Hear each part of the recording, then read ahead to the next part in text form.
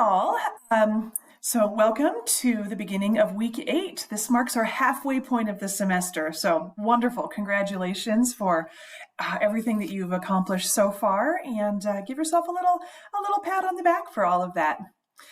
So of course, in this past week, in week 7, we continued our work in digging into the 7 ways of learning. I am absolutely thrilled with everything that I've been reading in the discussion and hearing from folks about first off, just your understanding of these 7 ways of learning. And then also your ability to think about them a little bit more deeply, not just understanding the basics of them, but really thinking about how they can change, affect, how lessons are planned and how facilitation will happen for the folks that you are working with or may work with.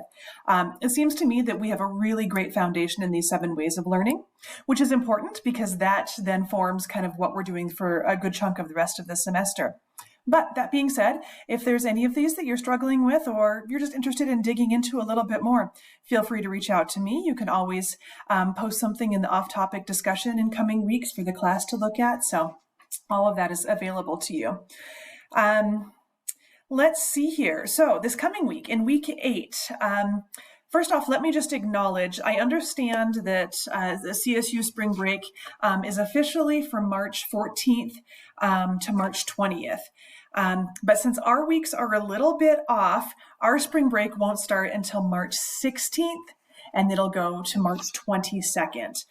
So I know, again, that might be a little off from some of your other classes, but you are still expected to engage with week 8 all the way through the regular end, which is, again, on Tuesday of next week. But on the other end of things, then you get a few more days off once the official CSU spring break is done the week after, because then we won't start back in. So just a little housekeeping note there. So our topic for next week is we're going to look at self-directed learning.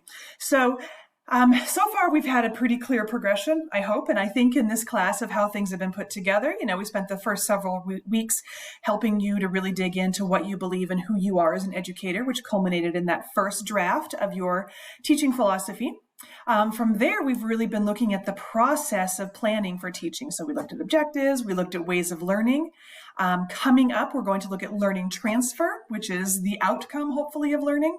And then we're going to look at different motivational factors as well. All of those things play into creating a really strong learning experience. So this week, week 8 is a bit of an outlier because we're looking at something very specific, which is self-directed learning. And this is something that's one of the hallmarks in a lot of adult education and adult learning settings.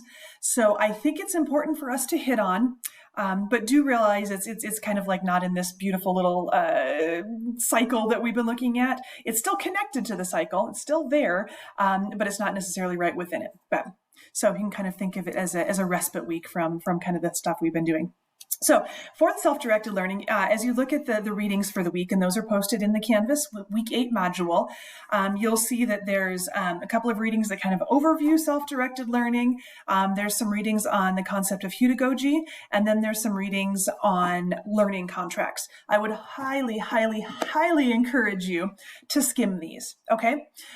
Use them as a way to just get, a basic kind of details and basic kind of understanding of these aspects of self-directed learning. And then the ones that you find kind of really speak to you, those are the ones that you should read in depth. I think that there's, I can't remember, maybe 6 different things on there. Some of them are really short, don't panic. But of the 6, maybe you'll find 2 that you really kind of want to get the details about. So please approach your reading in that way. And then we have 2 different discussions, one kind of a broader understanding of self-directed learning, and you have different ways that you can address that activity or discussion, and then one specific to learning contracts. And the reason that I have one specific on learning contracts is there's a lot of power to being able to use a learning contract for adult learners. So I just want us to be able to kind of consider that so you have that idea or that tool in your back pocket if and when that need may arise. Okay, so that is where we are, where we've been, where we're going for this coming week. And then, of course, we have a lovely breather and a lovely break the week after for spring break. And then after spring break, we will jump back into the second half of the semester. I'm sorry, one more thing I forgot to mention. You will find this listed in our weekly overview for week 8, but I'd really, really, really love to be able to have an individual check-in with all of you at the midterm point of the semester as well. So in the weekly overview, I ask you to send me an email, and there's 3 really quick questions I want you to address in that email to me. Then, of course, I'll individually respond to you. If you think that it's worthwhile for us to have more than an email, if you'd like a phone call or a Zoom meeting about anything that I'm asking you to email me or just about the class in general, I'm happy to set up a time for that as well, if that's what you would prefer. But yeah, I just kind of want to take a check on how things are going and where things might not be going as well and how I can support your learning. It's a formative assessment, right? To make sure that we're on the road that we need to be on or to make changes if we're not quite there. So thank you in advance for sending me that message. All right, I'll see you in class.